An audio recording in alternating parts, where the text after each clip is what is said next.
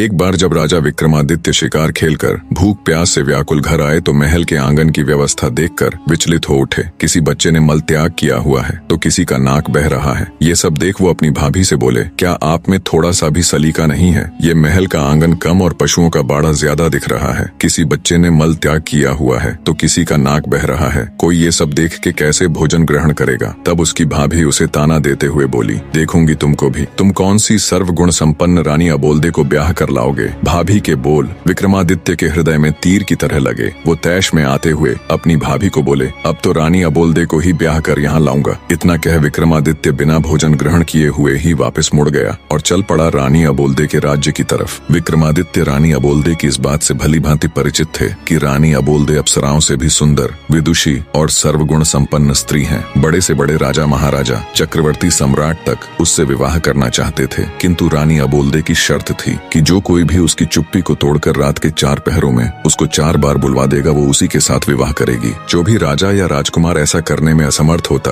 उसे रानी की कैद में रहने की सजा हो जाती। अब तक कोई भी राजा या राजकुमार 4 बार तो क्या, 1 बार भी रानी को नहीं बुलवा सके थे। 111 राजा व राजकुमार रानी को बुलवाने का ये असफल प्रयास कर चुके थे, जो अब उनकी कैद में पड़े थे। रानी अबोल्दे ने अपने महल के सामने एक बड़ा ढोल रखवा रखा था। जो कोई भी राजा या राजकुमार रानी से विवाह करने का इच्छुक होता, उसे डंके की चोट मार उस ढोल को बजाकर आगाज करना होता था। राजा विक्रमादित्य ने चलते चलते एक योजना बनाई। उसके पास 4 ऐसे अदृश्य वीर थे जो उनके हर हुक्म को मानते थे। राजा विक्रमादित्य उन वीरों के साथ शाम होने से पहले ही रानी अबोल्दे के महल के सामने पहुंच गया और डंका उठा, जोर से ढोल पर दे मारा। ढोल की आवाज सुनकर रानी ने अपने सेवकों को आदेश दिया, ढोल बजाने वाले को आदर सहित अतिथि गृह में ले जाए और उचित सत्कार किया जाए। रात का पहला पहर शुरू होने से पहले ही रानी अबोल्दे 16 श्रृंगार कर अपने महल में पलंग पर बैठ गई और सेवकों को आदेश दिया कि राजा विक्रमादित्य को उनके समक्ष लाया जाए। राजा विक्रमादित्य सेवकों के आग्रह पर रानी अबोल्दे के महल में आ गए और अपनी योजना के अनुसार अपने 4 अदृश्य वीरों को उनके अति सूक्ष्म रूप में अलग अलग स्थानों पर बैठा दिया। एक को रानी के पलंग के पास, दूसरे को रानी के मटके के पास, तीसरे को रानी की खिड़की के पास और चौथे को रानी के हार के पास बैठा दिया और वो खुद भी रानी के समक्ष एक काठ की कुर्सी पर बैठ गए। उन्होंने रानी से बातचीत करने का प्रयास किया, पर रानी अबोल्दे ने कोई जवाब नहीं दिया। वो तो उनके सामने ऐसे बैठ गई जैसे कोई पत्थर की मूर्त हो। तब राजा विक्रमादित्य ने रानी के पलंग की तरफ देखते हुए कहा, अरे भाई रानी के पलंग, रानी तो बोलेगी नहीं, अब तू ही कह कुछ बात जिससे कटे रात। राजा की बात सुन रानी के पलंग पर बैठा उसका वीर बोला, महाराज मेरे में इतना दिमाग कहाँ कि आपको कुछ कह सुनाऊं? हाँ, अगर आप कुछ सुनाएंगे तो हुंकारा जरूर भर दूंगा। राजा विक्रमादित्य बोले, ठीक है तो फिर सुनो। एक राजा के लड़के की दोस्ती एक बनिए के लड़के के साथ हो गई। बाल्य अवस्था से ही दोनों साथ रहने लगे, साथ शिक्षा ग्रहण करते, साथ खेलते कूदते। दोनों की मित्रता इतनी गाढ़ी हो गई कि दोनों एक दूसरे के बिना रह नहीं पाते। समय बीता, दोनों जवान हो गए। एक दिन बनिए के लड़के को उसके पिता ने कहा, बेटा अब तुम युवा अवस्था में आ गए हो, ज्यादा दिनों तक बहू का मायके में रहना ठीक नहीं है। तुम अपने ससुराल जाओ और अपनी पत्नी को ले आओ। पुराने समय में छोटी उम्र में ही बच्चों की शादियां कर दी जाती थीं। जब लड़का लड़की जवान हो जाते तब लड़का लड़की को अपने घर ले आता। बनिए के लड़के ने कहा, पिताजी मैं अपने मित्र राजकुमार जयराज को भी अपने साथ लेकर जाना चाहता हूँ। हमने एक दूसरे से वादा किया है कि हम दोनों एक दूसरे के बगैर कहीं नहीं जाएंगे। बनिया बोला, बेटा मुझे तो कोई परेशानी नहीं है, लेकिन ध्यान रखना तुम्हारी ससुराल में राजकुमार की आव भगत उसकी प्रतिष्ठा के अनुरूप ही हो। बनिए का लड़का चंद्रपाल अपने पिता से आज्ञा ले राजकुमार के साथ अपनी ससुराल की तरफ चल पड़ा, पर मन ही मन उसे पिता की कही हुई बात खाए जा रही थी कि राजकुमार की खातिरदारी उसकी प्रतिष्ठा के अनुरूप न हुई तो कहीं उसे बुरा न लग जाए। रास्ते में एक देवी का मंदिर पड़ता था। मान्यता थी कि वहाँ जो कोई कुछ भी मांगता उसकी मुराद पूरी हो जाती। बनिया और राजकुमार भी जब मंदिर के सामने पहुँचे तो वो भी मंदिर में देवी दर्शन के लिए चले गए। चंद्रपाल ने मन ही मन हाथ जोड़ देवी से प्रार्थना की, हे देवी मेरे लिए मेरे मित्र से बढ़कर कुछ भी नहीं है। मेरी ससुराल में उसकी आव भगत उसकी प्रतिष्ठा के अनुरूप ही हुई तो वापस लौटते समय मैं आपको अपना सिर भेंट कर दूंगा। दोनों चल पड़े और कुछ समय की यात्रा के बाद चंद्रपाल यानी बनिए के लड़के की ससुराल पहुंच गए। चंद्रपाल का ससुर अपने शहर का बहुत बड़ा जाना माना साहूकार था। उनके पास किसी चीज की कोई कमी नहीं थी। उन्होंने अपने दामाद और उसके मित्र की खूब अच्छे से खातिरदारी की और 15 दिनों तक उन्हें जाने नहीं दिया तथा बड़े मान सम्मान के साथ उनकी आवभगत की, जिससे चंद्रपाल और राजकुमार बहुत प्रभावित हुए। 16वें दिन चंद्रपाल के बहुत कहने पर उन्होंने बड़े आदर सत्कार सहित अपनी बेटी के साथ उनको विदा कर दिया। रास्ते में राजकुमार राजकुमार ने अपने मित्र के आगे उसके ससुराल वालों की बड़ी प्रशंसा की। चलते चलते जब वे देवी के मंदिर के सामने पहुंचे तो बनिए का लड़का अपनी पत्नी और मित्र को थोड़ी देर रुकने के लिए कह मंदिर के अंदर चला गया और अपनी प्रतिज्ञा अनुसार उसने अपना सिर काटकर देवी के चरणों में अर्पित कर दिया। जब बहुत देर तक वो नहीं आया तो राजकुमार जयराज उसे देखने के लिए मंदिर गया। उसका कटा हुआ सिर देखकर उसके पैरों नीचे से जमीन खिसक गई। सोचा अगर मित्र ही जिंदा नहीं रहा तो मैं जीकर क्या करूंगा। उसने भी अपना सिर कलम कर लिया। उधर जब नव विवाहिता चंद्रकला को बहुत देर इंतजार करते हो गई तो वो भी किसी अनहोनी की आशंका से मंदिर के अंदर गई। जब उसने वहां का नजारा देखा तो उसके होश उड़ गए। उसकी जोरदार चीख से वातावरण दहल उठा। रोते हुए वो देवी के सामने बोली, हे माँ, ये क्या अनर्थ हो गया। अपने पति के बिना मैं ससुराल जाकर क्या करूंगी। सब मुझे ही अभागन कह मेरे ऊपर लांछन लगाएंगे। अब मेरे जीने का भी कोई मतलब नहीं रह गया। जैसे ही उसने तलवार उठाई तभी देवी माँ प्रकट हुई और उसका हाथ पकड़ते हुए उसे ऐसा करने से रोक दिया। तब चंद्रकला बोली, हे देवी माँ, मेरे पति और उनके मित्र की बलि तो आप ले ही चुकी हो। इन दोनों को तो आपने अपना बलिदान देने से नहीं रोका, तो अब मुझे क्यों रोक रही हो। मेरी भी बलि ले लीजिए। और वैसे भी मैं अपने पति के बगैर जीकर करूंगी भी क्या। देवी माँ बोली, मैं तुम्हारे पति की भक्ति, राजकुमार जयराज की दोस्ती और तुम्हारी अपने पति के प्रति निष्ठा और प्रेम देखकर बहुत प्रसन्न हूँ। इसलिए मैं तुम्हारे पति और राजकुमार दोनों को जीवन दान देना चाहती हूँ। तुम ऐसा करो, दोनों के शीश उनके धड़ के ऊपर ज्यों के त्यों रख दो।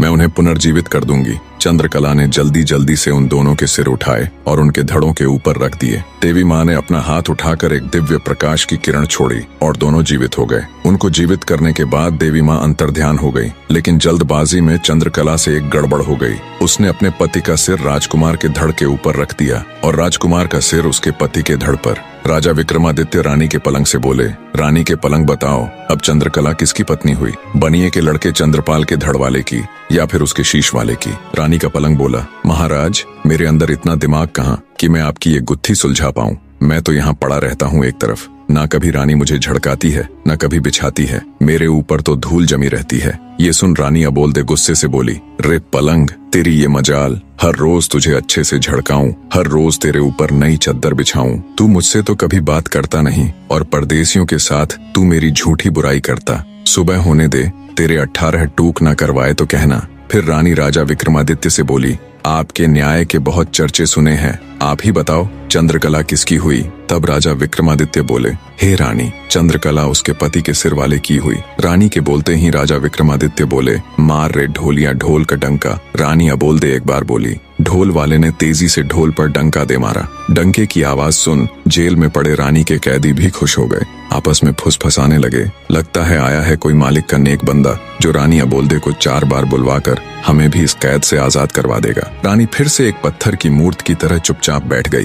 राजा विक्रमादित्य रानी के मटके के ऊपर रखे वीर से बोले, भाई रानी के मटके, रात का एक पहर तो रानी के पलंग ने कटवा दिया, अब तुम भी कुछ कह सुनाओ, ऐसे तो ये रात कटेगी नहीं। तब रानी के मटके के ऊपर रखा हुआ वीर बोला, महाराज, मेरे अंदर इतनी बुद्धि कहाँ कि मैं आपको कुछ कह सुनाऊं। हाँ, आप कुछ कहेंगे तो हुंकारा जरूर भर दूंगा। तब राजा विक्रमादित्य बोले, अगर ऐसी बात है तो सुनो फिर। बचपन में साथ खेलने कूदने वाले राजा और साहूकार के पुत्र में बहुत गहरी मित्रता थी। नादान उम्र में दोनों ने एक दूसरे से वादा किया, जिसकी शादी पहले होगी वो अपनी पत्नी को पहली ही रात दूसरे के पास भेजेगा। समय बीता, बात भी पुरानी हो गई, दोनों जवान हो गए। साहूकार ने अपने लड़के माधव का विवाह एक सुंदर, सुशील और सुयोग्य कन्या से कर दिया। सुहागरात वाली रात मोहिनी 16 श्रृंगार कर सुहाग सेज पर बैठी अपने पति का इंतजार कर रही थी। थोड़ी देर बाद उसका पति माधव मुंह लटकाए कमरे में आया और चुपचाप बैठ गया। पति को ऐसे मुंह लटकाए देख मोहिनी समझ गई जरूर कुछ बात है। बोली, क्या बात है नाथ, क्या आप मुझसे नाराज हैं? क्या मैं आपको पसंद नहीं हूँ? माधव बोला, नहीं प्रिय, ऐसी कोई बात नहीं है। मोहिनी बोली, फिर क्या बात है? क्या मेरे घर वालों ने लेन देन में कुछ कमी छोड़ दी या आपके परिवार वालों की अच्छे से आवभगत नहीं की? माधव बोला, नहीं नहीं, वो बात भी नहीं है। नव विवाहिता मोहिनी बोली, फिर ऐसी क्या बात है जो आप मुझे बताने में झिझक रहे हैं? मैंने आपसे विवाह किया है, मैं आपकी अर्धांगिनी हूँ, आपका सुख दुख अब मेरा भी है, इसलिए आप मुझे अपने मन की बात बता सकते हैं। सकुचाते हुए माधव धीरे से बोला, लड़कपन की नादानी में मैंने अपने मित्र राजकुंवर हर्षवर्धन को एक वचन दिया था, जिसे मैं ना तो तोड़ सकता हूँ और ना ही निभा सकता हूँ। मोहिनी बोली कि ऐसा क्या वचन वचन दिया है आपने, आप मुझे बता सकते हैं? माधव ने कहा कि वचन ही कुछ ऐसा है जिसे मैं तुम्हें बताने में भी झिझक रहा हूँ। मोहिनी बोली कि कैसा भी वचन हो, आप मुझे निसंकोच बताइए, मैं भी आपका वचन निभाने में आपका पूरा साथ दूंगी। यदि इसके लिए मुझे अपनी जान भी देनी पड़े तो मैं हंसते हंसते दे दूंगी। माधव बोला कि हम दोनों मित्रों ने एक दूसरे को वचन दिया था कि जिसकी भी शादी पहले होगी वह अपनी सुहाग रात वाले दिन अपनी पत्नी को अपने मित्र के पास भेजेगा। अब यदि मैं वचन को तोड़ता हूँ तो दोस्त के साथ दगा होगा और निभाता हूँ तो तुम्हारी लाज जाती है, जिसको बचाने का मैंने तुम्हें वचन दिया है। मोहिनी सारी बात सुन कुछ देर सोच में पड़ गई, फिर बोली कि हे नाथ, आप किसी बात की चिंता मत कीजिए, आप बस मुझे आज्ञा दीजिए, मैं आपका वचन भी निभा लूंगी और अपना धर्म भी बचा लूंगी। अपनी पत्नी मोहिनी की बात से माधव के मन का बोझ कुछ हल्का हुआ। उसने मोहिनी को राजकुमार हर्षवर्धन के पास जाने की आज्ञा दे दी। मोहिनी 16 श्रृंगार किए हुए छम छम पायल बजाती राजकुंवर हर्षवर्धन के महल की तरफ चल पड़ी।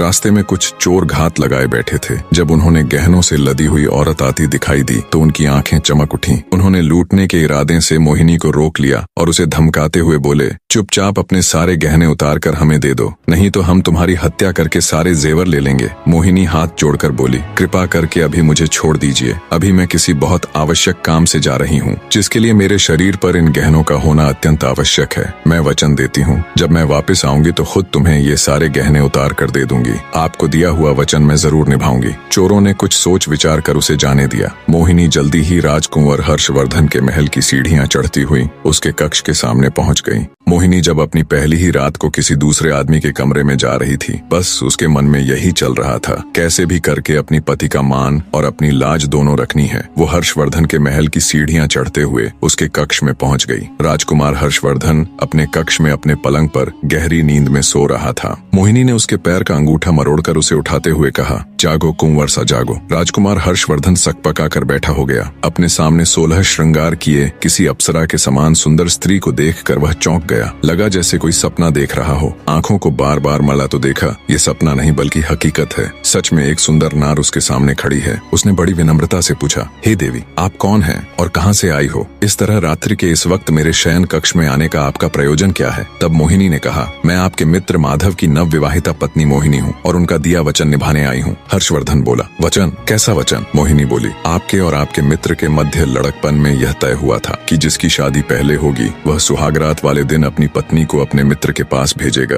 बस उसी वचन को निभाने के लिए आपके मित्र माधव की आज्ञा से मैं यहाँ आपके पास आई हूँ। सब सुन राजकुमार हर्षवर्धन एक बार के लिए तो बिल्कुल सन्न रह गया। जब ध्यान किया तो सब याद कर वो बहुत शर्मिंदा हुआ। उसने हाथ जोड़कर कहा, हे देवी, मुझे माफ कर दीजिए। वो तो हमने नादानी में एक दूसरे से वादा कर दिया था। ये कोई वचन नहीं बल्कि हमारी बचपन की नादानी थी। मेरे मित्र की पत्नी तो मेरी भाभी हुई और भाभी तो माँ या बहन के समान होती है। मैं अपने बचपन की नादानी पर बहुत शर्मिंदा हूँ। मैं आज से ही आपको अपनी धर्म की बहन बनाता हूँ। इतना कहकर राजकुंवर हर्षवर्धन ने मोहिनी को चुनरी और हीरे मोतियों से भरा हुआ थाल देकर उसी समय विदा कर दिया। मोहिनी वापस अपने घर की तरफ चल पड़ी। रास्ते में वही चोर उसका इंतजार कर रहे थे। उसकी पायल की आवाज सुनकर वे रुक गए कि कहीं वह अपने साथ सिपाहियों को तो नहीं लेकर आई है। जब उन्हें इस बात की तसल्ली हो गई कि वह अकेली ही है तो उन्होंने आपस में चर्चा करते हुए कहा, अरे भाई, यह औरत तो सच में अपने वचन की पक्की है। इतने में मोहिनी उनके पास पहुंच गई। उसने राजकुमार हर्षवर्धन का दिया हीरे मोतियों का थाल भी उन्हें देते हुए कहा कि यह भी रख लीजिए, ये भी आपके भाग्य में ही था।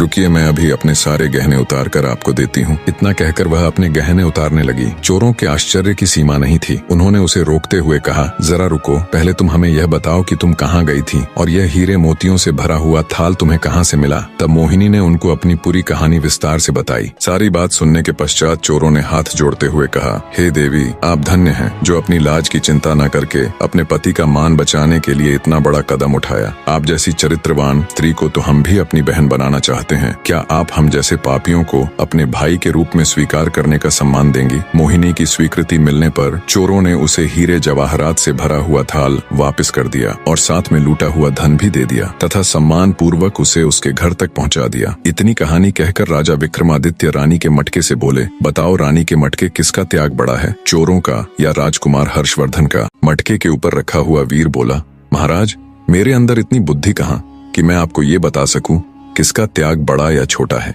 मैं तो एक साधारण सा मटका हूँ जो ऐसे ही किसी कोने में पड़ा रहता है। न तो मुझसे कोई पानी पीता है, न कोई सफाई करता है और न ही कोई मेरा नीर बदलता है। तो महाराज मुझे माफ करे, मैं आपकी ये पहेली नहीं सुलझा पाऊंगा।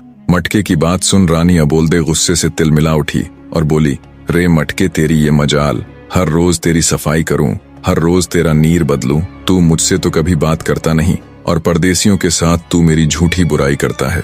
सुबह होने दे, तेरे 18 टूक ना करवाए तो कहना। फिर रानी राजा विक्रमादित्य से बोली, आपके तो न्याय के बहुत चर्चे सुने हैं, आप ही बताओ किसका त्याग बड़ा है। विक्रमादित्य बोले, हे रानी, राजकुमार हर्षवर्धन तो एक राजा के पुत्र थे, उनके पास किसी चीज की कमी नहीं थी, ना धन की ना औरत की।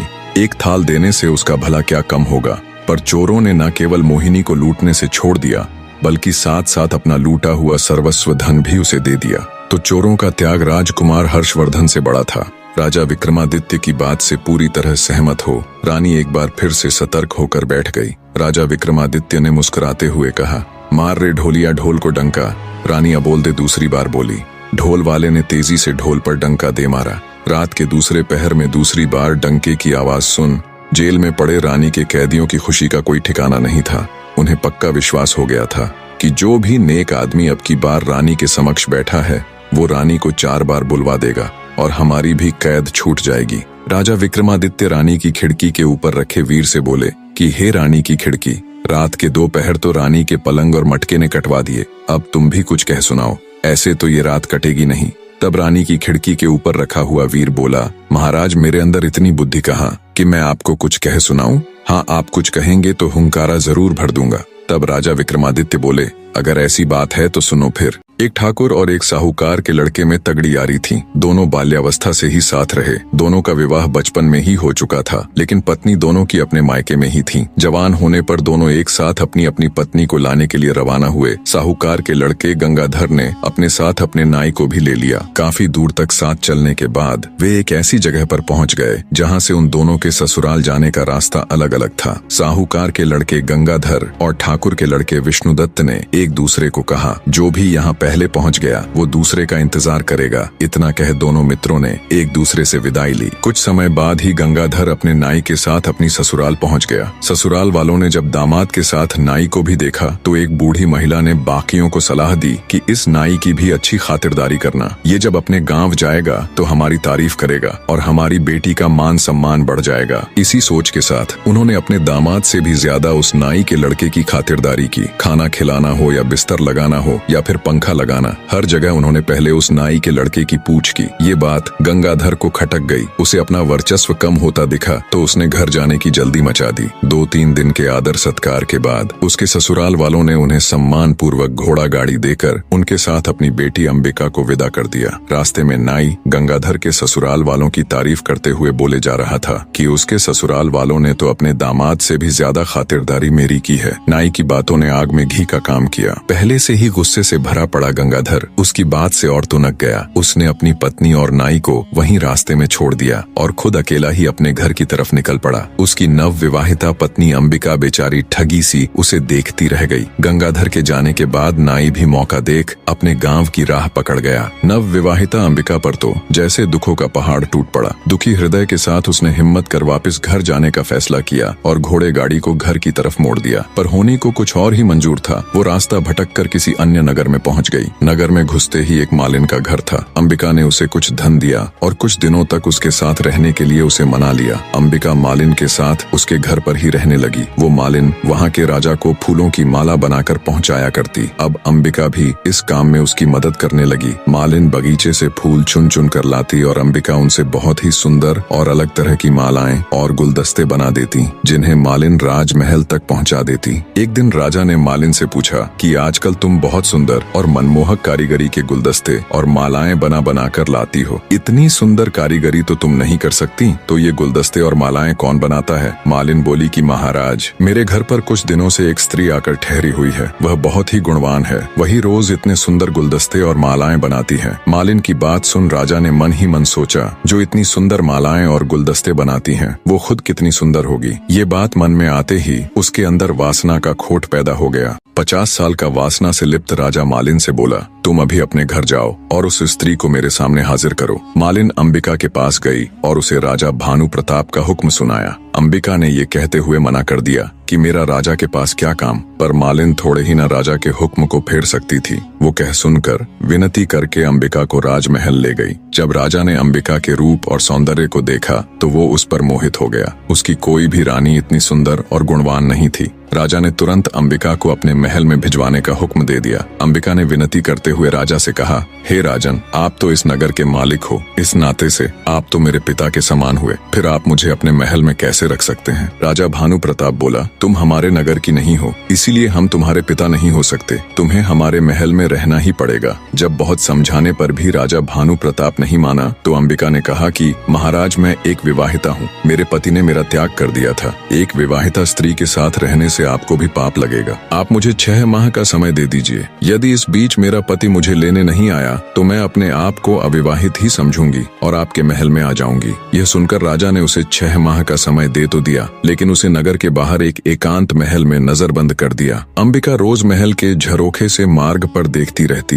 कि कभी कोई भूलने से ही उसके मायके या ससुराल से उस ओर आ जाए तो वह उसके साथ अपने हाल का संदेश भिजवा सके। उधर ठाकुर विष्णुदत्त अपनी पत्नी के साथ तय की हुई जगह पर अपने दोस्त का इंतजार कर रहा था। जब गंगाधर अपनी पत्नी का परित्याग करके अकेला ही उधर पहुंचा तो उसे अकेले आते देख विष्णुदत्त बोला, अरे मित्र, तुम अकेले कैसे चले आ रहे हो? मेरी भाभी को कहाँ छोड़ आए? तब गंगाधर ने उसे सारा वाक्य कह सुनाया। सब सुन गुस्से से विष्णुदत्त उसे धिक्कारते हुए बोला, धिक्कार है मित्र, किसी और के अपराध का दंड तुमने अपनी निर्दोष पत्नी को दे दिया। यदि उसके घर वालों ने तुम्हारे नाई की खातिर तुमसे ज्यादा कर दी तो इसमें भाभी का क्या दोष था? इतनी सी बात पर क्या कोई अपनी पत्नी को छोड़ देता है? हमें अभी वापस चलकर भाभी को ले आना चाहिए। गंगाधर ने विष्णुदत्त की बात मान ली। विष्णुदत्त ने अपनी पत्नी को पास ही एक गांव में ठहरा दिया और स्वयं गंगाधर के साथ उसकी पत्नी अंबिका को लाने के लिए निकल पड़ा। गंगाधर ने अपनी ससुराल में लोगों से पता किया तो उसे मालूम हुआ कि उसकी पत्नी अपने मायके नहीं पहुंची थी। ससुराल में ना जाकर वो वहीं से विष्णुदत्त के साथ अंबिका की तलाश में निकल पड़ा। ढूंढते ढूंढते वे दोनों भी उसी नगर में पहुंच गए। अंबिका ने जब महल के झरोखे से उन्हें आते देखा तो तुरंत उसने अपने पति को पहचान लिया और महल के सेवकों से कहकर उन्हें महल में बुला लिया। महल में पहुंचने पर विष्णुदत्त ने अंबिका को अपना परिचय दिया और कहा, भाभी, मेरे मित्र से गुस्से में आपको छोड़ने का अपराध हो गया। वह अपनी करनी पर शर्मिंदा है। अब आप भी बीती बातें भूल जाओ और हमारे साथ अपने घर चलो। गंगाधर ने भी अंबिका से माफी मांगी और चलने के लिए कहा। तब अंबिका ने उन दोनों को अपने साथ घटी सारी बातें विस्तार से बताई और कहा कि पहले हम दोनों को राजा के सामने जाकर उनसे आज्ञा लेनी होगी। वे दोनों राजा के सामने गए। अंबिका ने राजा से कहा कि महाराज, मेरे पति मुझे लेने के लिए आ गए हैं, इसलिए कृपया अब आप हमें जाने की इजाजत दे दीजिए। राजा ने भी अपने वचन का पालन करते हुए अंबिका को अपने पति के साथ जाने की अनुमति दे दी। वे तीनों वहां से निकल पड़े। रास्ते में काशीनाथ ने अपनी पत्नी गौरी को भी अपने साथ ले लिया और सभी अपने नगर में आ सुख से रहने लगे। इतनी कहानी कह राजा विक्रमादित्य ने अपनी खिड़की में बैठे वीर से कहा, हे रानी की खिड़की, बताओ गंगाधर और अंबिका में से कौन ज्यादा महान था? खिड़की में बैठा वीर बोला, हे महाराज, मेरे ऊपर तो पता नहीं कितने सालों की धूल जमी हुई है। न मेरी कभी सफाई होती, न कभी रंग पुताई। मेरे अंदर इतनी बुद्धि कहाँ कि मैं आपको ये बता सकूं कौन ज्यादा महान है और कौन कम। खिड़की में बैठे वीर की बात सुन रानी अबोलदे एक बार फिर से खुद पर काबू ना कर सकी और तमा कर बोली, रे खिड़की, तेरी ये मजाल, हर रोज तेरी सफाई करवाऊं, हर 6 माह में तेरे ऊपर नई रंग पुताई करवाऊं। मेरे साथ तो तूने कभी बात की नहीं और परदेसियों के सामने तू मेरी झूठी बुराई करती। सुबह होने दे, तेरे 18 टूक ना करवाए तो कहना। फिर राजा विक्रमादित्य से बोली, राजा, ये बताना कौन सा कठिन काम है कि कौन महान है? इसमें गंगाधर की तो कोई महानता थी ही नहीं। उसने तो अपनी निर्दोष पत्नी को त्याग दिया था। महानता तो अंबिका की थी। उसके पास रानी बनने का पूरा मौका था, लेकिन फिर भी वह अपने पतिव्रत धर्म पर अडिग रही और उसने अपना धर्म नहीं छोड़ा। ऐसी स्त्री तो महान ही नहीं बल्कि पूजने लायक है। राजा विक्रमादित्य ने शरारती मुस्कान के साथ रानी की तरफ देखते हुए कहा, आपने बिल्कुल सही कहा रानी, मैं तो आपका कायल हो गया। फिर राजा विक्रमादित्य ने ढोल वाले से कहा, मार रे ढोलिया ढोल को डंका। रानी अबोलदे तीसरी बार बोली। ढोल वाले ने तेजी से ढोल पर डंका दे मारा। तीसरे डंके की आवाज सुन रानी की कैद में पड़े कैदी खुशी से नाचने गाने लगे। उन्हें पूरा यकीन हो चला था कि उनकी आजादी के बीच अब बस एक पहर और है। इधर रानी अबोल्दे भी अब की बार पूरी सजग होके बैठ गई। उसने मन में निश्चय कर लिया कि अब चाहे कुछ भी हो जाए वो चौथी बार नहीं बोलेगी। विक्रमादित्य बोले, भाई रानी के हार, रात के 3 पहर तो बड़े आराम से कट गए, अब तू भी कुछ सुना जिससे ये आखिरी पहर भी कट जाए। रानी का हार बोला, महाराज मेरे अंदर इतनी बुद्धि नहीं कि मैं आपको कुछ कह सुनाऊं। हाँ, हुंकारा जरूर भर लूंगा। राजा बोला, ठीक है। 4 दोस्त थे, उनमें एक ब्राह्मण, एक खाती, एक दर्जी और एक सुनार था। एक दिन चारों सलाह मशवरा कर धन कमाने के लिए परदेश चल पड़े। चलते चलते जब शाम हो गई तो वो सब एक जगह ठहर गए। उन्होंने रात को वहीं रुकने का फैसला किया। तय हुआ कि इलाका सुनसान होने के कारण रात के 4 पहरों में बारी बारी सब पहरा देंगे। सबसे पहले पहरा देने का नंबर आया खाती के लड़के का। तीनों सो गए और वो पहरा देने के लिए बैठ गया। बैठे बैठे उसे पास में पड़ा एक बड़ा सा लकड़ी का टुकड़ा दिखाई दिया। सोचा क्यों ना कुछ कारिस्तानी की जाए, नींद भी दूर हो जाएगी। उसने अपने औजार निकाले और उस बड़े से लकड़ी के टुकड़े को संवारने लगा। रात का पहला पहर खत्म होते होते उसने उस लकड़ी के टुकड़े को तराश कर एक सुंदर स्त्री का पुतला बना खड़ा कर दिया और दर्जी के लड़के को उठाकर खुद सो गया। जब दर्जी का लड़का बैठकर पहरेदारी करने लगा तभी उसे प्रतीत हुआ कि सामने कोई खड़ा हुआ है। पास जाकर देखा तो एक काठ का पुतला है। पुतले को देख मन ही मन खुद से कहा, क्या खूब कारीगरी की है खाती के लड़के ने, पर मैं भी किसी से कम नहीं। उसने भी अपने सामान से वस्त्र और सुई धागा निकाला और लग गया। रात का दूसरा पहर खत्म होते होते उसने एक सुंदर सी वेशभूषा बनाकर उस स्त्री के पुतले को वो पोशाक और चूड़ियां पहना दी। अब पहरेदारी की बारी थी सुनार के लड़के की, तो वो उसे जगाकर सो गया। नींद तोड़ने के लिए सुनार ने ठंडे पानी से मुंह धोया और बैठकर पहरेदारी करने लग गया। तभी उसकी नजर सामने खड़ी स्त्री पर गई तो वो भौंचक्का रह गया। सोचा, इतनी रात जंगल में स्त्री कहाँ से आई। उसने उसे आवाज दी पर कोई उत्तर नहीं मिला। जिज्ञासावश उठकर पास गया तो देखा वो कोई स्त्री नहीं बल्कि एक पुतला है। सुनार को समझते देर न लगी कि ये खाती और दर्जी की करामात है। खुद से कहा, मैं भी किसी से कम नहीं। उसने भी अपने औजार निकाले और लग गया। तीसरा पहर खत्म होते होते उसने उस पुतले को सुंदर सुंदर आभूषण बनाकर पहना दिए। अब बारी थी ब्राह्मण के लड़के की, तो सुनार उसको जगाकर सो गया। अब जब ब्राह्मण पहरेदारी करने लगा तो उसकी भी नजर उस पुतले पर गई। वो भी सोच में पड़ गया, इतनी रात को इस जंगल बियाबान में ये नारी कहाँ से आई। वो भी उस स्त्री रूपी पुतले के पास जाकर उसे देखने लगा। सब समझते उसे भी देर न लगी। मन ही मन बोला, वाह क्या खूब कारीगरी की है सबने, लगता है सब मिलकर मेरी परीक्षा लेना चाहते हैं। उसने भी अपना तंत्र मंत्र का सामान निकाला और रात का चौथा पहर खत्म होते होते अपनी तंत्र मंत्र विद्या से उस काठ के पुतले में प्राण डाल दिए।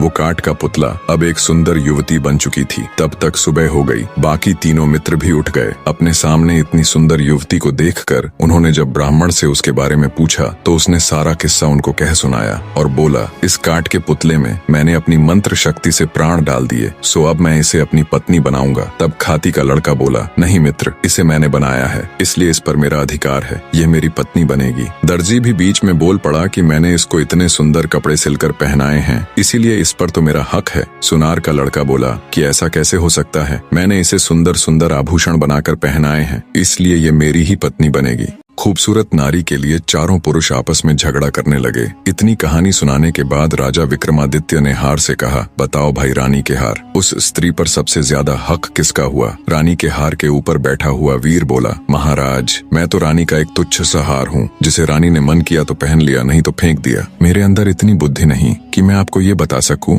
कि उस युवती पर किसका हक ज्यादा है। हार पर बैठे वीर की बात सुन रानी अबोल्दे को गुस्सा तो बहुत आया, पर वो अपने गुस्से को पी गई और कुछ भी न बोली। जब विक्रमादित्य ने देखा कि रानी तो कुछ बोली ही नहीं और रात का चौथा पहर खत्म होने में बस कुछ ही समय बाकी है, कुछ सोचते हुए वे बोले, सुनो रानी के हार, उस युवती पर सबसे ज्यादा हक उस ब्राह्मण के लड़के का है, जिसने उस पुतले में प्राण डालकर उसे जीवित किया। राजा की बात सुन रानी के हार पर बैठा वीर तुरंत बोल पड़ा, क्या बात है राजन, क्या खूब न्याय किया है, आपकी तो जय जयकार होनी चाहिए। हार में बैठा वीर बोला, बोलो राजा विक्रमादित्य की जय। बाकी के तीनों वीर भी राजा विक्रमादित्य की जय जयकार करने लगे। राजा विक्रमादित्य की जय, वाह क्या न्याय किया है। इतना सुनते ही गुस्से को दबाए बैठी रानी अबोल्दे फट पड़ी और बोली, इस गलत न्याय पर कैसी जय जयकार। राजा विक्रमादित्य तुम तो बड़े न्याय प्रिय बने फिरते हो, लानत है तुम्हारे ऐसे न्याय पर। पता नहीं तुम्हारा ये न्याय कैसे इस जग में प्रसिद्ध हो गया। ये न्याय पूरी तरह से धर्म विरुद्ध है। आगे रानी अबोल्दे बोली,